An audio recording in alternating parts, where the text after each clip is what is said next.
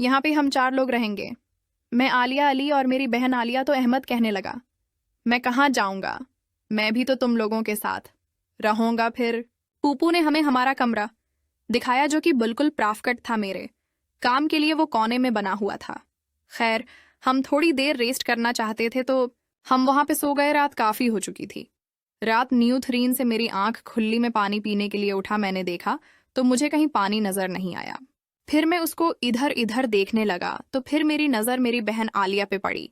वो तो अकेले बेड पे सो रही थी। फिर मुझे ऐसे लगा कि चादर में कोई और भी है जो उसके साथ हैं। मैं बड़ा हैरान हुआ कि कौन था, और फिर मैंने कमरे की लाइट ऑन करके देखा तो मेरे पैरों तले से जमीन निकल गई, क्योंकि वो मेरा कजन अली था जो कि मेरी बहन के साथ था। पहले तो मैंने सोचा कि इन दोनों को डांटा हूं। फिर मैंने सोचा कि अगर मैं आवाज करता हूं तो आलिया भी उसी कमरे में सो रही हैं और अहमद भी, कहीं वो दोनों उठ ना जाएं। फिर मैं भी आहिस्ता से लाइट ऑफ की और इन दोनों को जाके आराम से मैंने कहा, यार अली, ये यहाँ पे तुम लोग यही काम करने आए थे।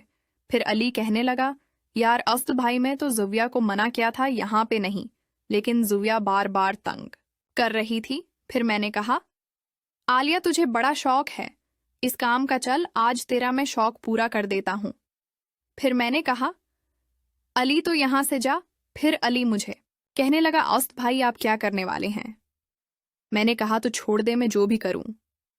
ये मेरी बहन है, ये जाने और मैं जानूं तो जा अपनी जगह पे जाके सो जा। फिर वो कहने लगा, अस्त भाई ये सही नहीं है, ये आपकी बहन है। मैंने कहा, फिर तो एक काम कर, जाके अपनी बहन को अभी उठा और मेरा काम करवा। वो कहने लगा, ये नहीं कर सकता, मैं अभी तो इससे बात भी नहीं हुई, वो कैसे तुम्हारे साथ काम करेगी? मैंने कहा, जाना, फिर मैं तुझे बोल रहा हूं। आलिया कहने लगी, भाई आपको क्या हो गया है, आपका दिमाग तो खराब नहीं हो गया? मैंने कहा, आलिया चुपचाप पढ़ ही रहा है, इस रात भी तूने मुझे धोखा दिया था। तूने कहा था मैं आ रही हूं और मैंने तुम्हें छोड़ दिया था, लेकिन आज नहीं छोड़ूंगा, या तो मेरा काम कर, या मैं अभी शौर करके सब घर वालों को जमा कर लेता हूं, और तुम दोनों जो काम कर रहे थे वो सबको पता चलना चाहिए। अली काफी डरा हुआ था। फिर मेरी बहन आलिया कहने लगी, नहीं इसद भाई, हम कल रमशा से बात करते, वो कल आपका काम कर देगी। फिर अली मेरी बहन अलिया को कहने लगा, दविया रमशा को उन कामों से दूर रखो, इसका कोई कसूर नहीं है। तो मैंने कहा, सुन लिया, जविया अली की अपनी बहन है ना, इसीलिए वो उसके बारे में ऐसा बोल रहा है। तो फिर कहने लगी, क्या मैं किसी की बहन नहीं हूं? मैंने भी तो कर लिया है ना, तुम्हारे साथ क्या फर्क पड़ता है?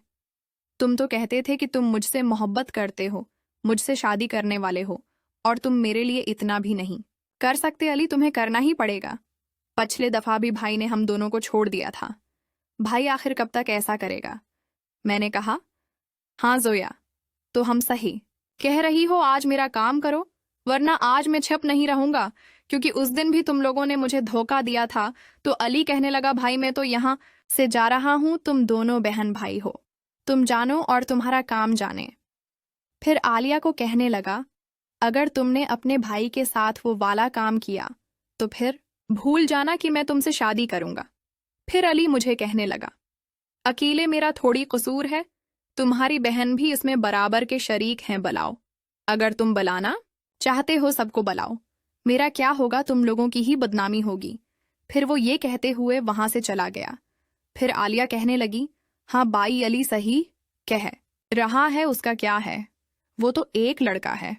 मैंने कहा, जोया फिर तो एक काम कर, मुझे खुश कर। वो कहने लगी, भाई आपको खुश करने के लिए तैयार हूं, लेकिन मेरी भी एक शर्त है, अली के सामने नहीं है, क्योंकि वो अभी तुम्हारे सामने कहकर गया है कि अगर मैंने तुम्हारे साथ वो काम किया तो मुझसे शादी नहीं करेगा। मैंने कहा, आलिया दफा कर उसको, हम कोई और अच्छा लड़का ढूंढ लेंगे। फिर जोया कहने लगी, नहीं भाई, मैं अली के साथ सब कुछ कर लिया है, मुझे बस अली ही अच्छा लगता है। मैंने कहा, छोड़ो ना, वो बज़दल इंसान है, जब तुम्हारे लिए इतना कदम नहीं उठा सकता, तुम उसके लिए क्यों परेशान हो रही हो?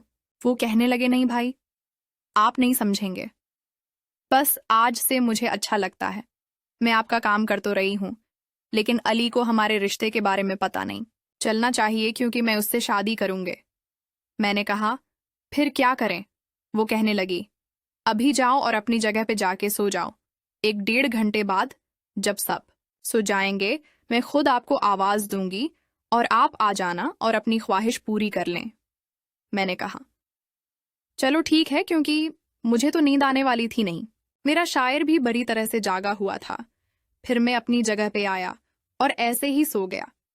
अब मैं मोबाइल चला नहीं सकता था क्योंकि कमरे में काफी अंधेरा था। अगर मैं मोबाइल चलाता तो दूसरे लोग भी उड़ जाते। मैं ऐसे ही काफी देर पड़ा रहा और इंतजार करता रहा कि कब 1 घंटा गुजरे और मैं चला जाऊं।